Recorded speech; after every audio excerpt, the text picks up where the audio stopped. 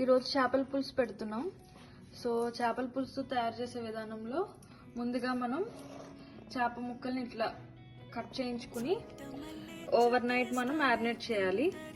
ఒక 2 స్పూన్స్ కారం, తగినంత సాల్ట్, కొంచెం పసుపు వేసేసి ఇలా ఫుల్గా మ్యారినేట్ చేసేసి ఓవర్ నైట్ పెట్టుకుంటే నెక్స్ట్ డే మనం కర్రీ చేసుకున్నప్పుడు కర్రీ అనేది చాలా టేస్ట్ వస్తుంది అండ్ పీస్ కూడా చాలా టేస్టీగా ఉంటుంది.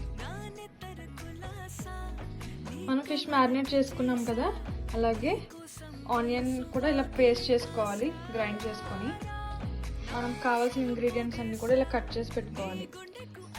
బెండకాయలు ఈ సైజులో అయితే బాగుంటాయి, అండ్ టమాటో, మిర్చి, అల్లం వెల్లుల్లి పేస్ట్, కొరియాండర్. అండ్ ఇన్ని ఫిష్ ముక్కలకి మనకి ఇంత చింతపండు పడుతుంది. సో అది నానబెట్టుకొని పెట్టుకోవాలి. సో మనం కర్రీ ప్రిపరేషన్కి ఇలా వెడల్పుగా ఉండే ప్యాన్ పెట్టుకుని దీంట్లో ఇంత ఆయిల్ పడుతుంది. నాన్ వెజ్ కర్రీకి కొంచెం ఎక్కువ ఆయిల్ అనే ఉండాలి. ఆయిల్ హీట్ అయ్యాక మనం ముందుగా గ్రైండ్ చేసి పెట్టుకున్న ఆనియన్ పేస్ట్ వేసి ఫ్రై చేసుకోవాలి.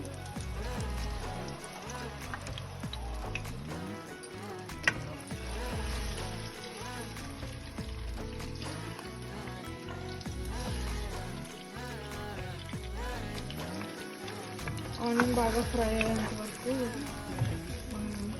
ఆనియన్ ఫ్రై చేసుకోవాలి.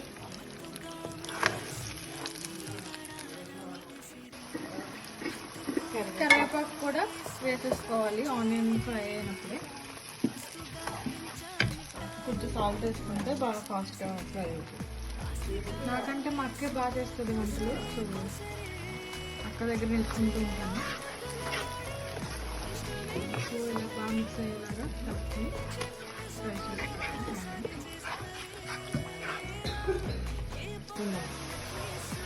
సో ఆనియన్ కొంచెం ఫ్రై అయ్యాక మనం తగినంత 1 స్పూన్ అల్లం వెల్లుల్లి పేస్ట్ వేయాలి.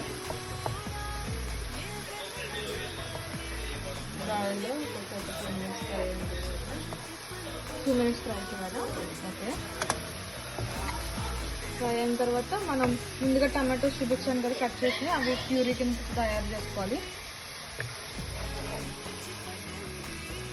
టమాటో ప్యూరీ కూడా వేసేయాలి.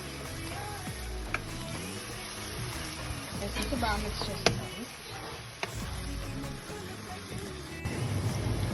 ఆనియన్ ఇలా బాగా ఫ్రై అయిపోయిన తర్వాత మనం కట్ చేసి పెట్టుకున్న మిర్చి వేసేయాలి. అండ్ తగినంత పసుపు,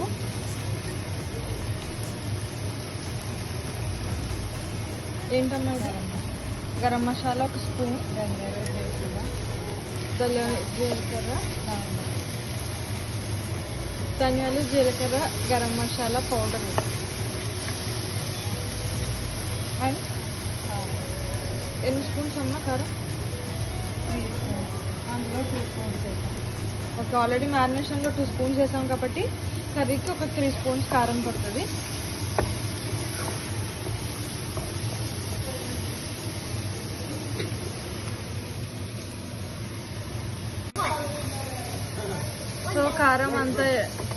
సో కారం అంతా వేసేసిన తర్వాత మనం ఇలా బాగా ఫ్రై చేసేసుకోవాలి. మిక్స్ అయ్యే వరకు ఆయిల్ అనేది పైకి వచ్చేంత వరకు ఫ్రై చేయాలి. మీడియం ఫ్లేమ్లోనే ఉంచాలమ్మా. మీడియం ఫ్లేమ్లోనే ఉంచి ఫ్రై చేసుకోవాలి. చూసారు కదా, ఆయిల్ అనేది ఇలా పైకి రావాలి.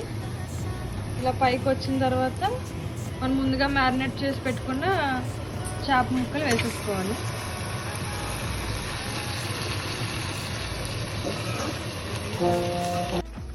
మనం ఫిష్ ముక్కలు వేసేసిన తర్వాత అసలు గరిట అనేది పెట్టకూడదు. పెడితే ముక్కలు బ్రేక్ అయిపోతాయి. సో అలానే కుదపాలి. ఇప్పుడు మనం పులుసు పెట్టుకుంటున్నాం కాబట్టి చేపల పులుసులోకి బెండకాయ ముక్కలు వేసుకుంటే చాలా బాగుంటుంది. బెండకాయ ముక్కలు, మామిడికాయ ఉంటే మామిడికాయ కూడా వేసుకోవచ్చు కదమ్మా. బెండకాయ ముక్కలు వేసేసి మనం ముందుగా నానబెట్టుకున్న చింతపండుని ఇలా పులుసు కింద చేసుకుని చింతపండు పులుసు కూడా వేసేసుకోవాలి.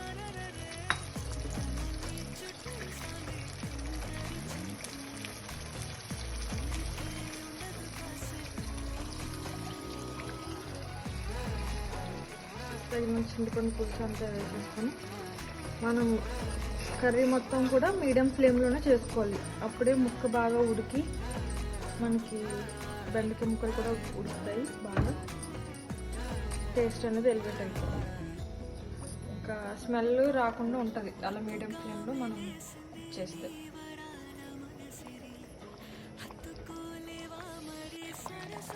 అసలు లాస్ట్లో కొంచెం కొత్తిమీర వేసుకొని చల్లగా ఆఫ్ చేసుకుంటే రెడీ అయిపోతుంది. పులుసు కన్సిస్టెన్సీ వచ్చే వరకు ఉంచుకుంటే మనకు తర్వాత ఇంకా కొంచెం దట్స్ ఇట్. ఎమ్మి చేపల పులుసు రెడీ. ఓకే, మన ఎంతో ఎమ్మి చేపల పులుసు రెడీ అయిపోయింది. నా ఫేవరెట్ కర్రీ అయితే చేపల పులుసు. మీకు అదే అయితే కామెంట్ సెక్షన్లో కమెంట్ చేయండి. అండ్ టేస్ట్ చేస్తాం, చూద్దాం మళ్ళీ ఎలా ఉందో, టేస్ట్ ఎలా ఉందో చెప్తాను. ఓకే, టేస్ట్ చేద్దాం.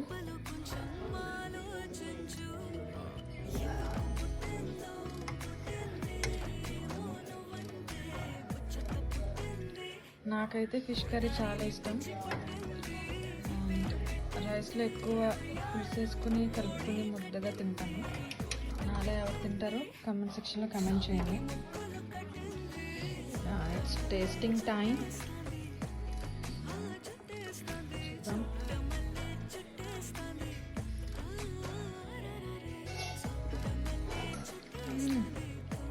సూపర్, చాలా బాగుంది. మీరందరూ కూడా ట్రై చేయండి.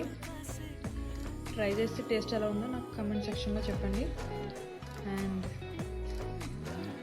Please do subscribe to Desi sisters channel. And ఈ వీడియో నచ్చినట్లయితే లైక్ చేయండి అండ్ షేర్ చేయండి.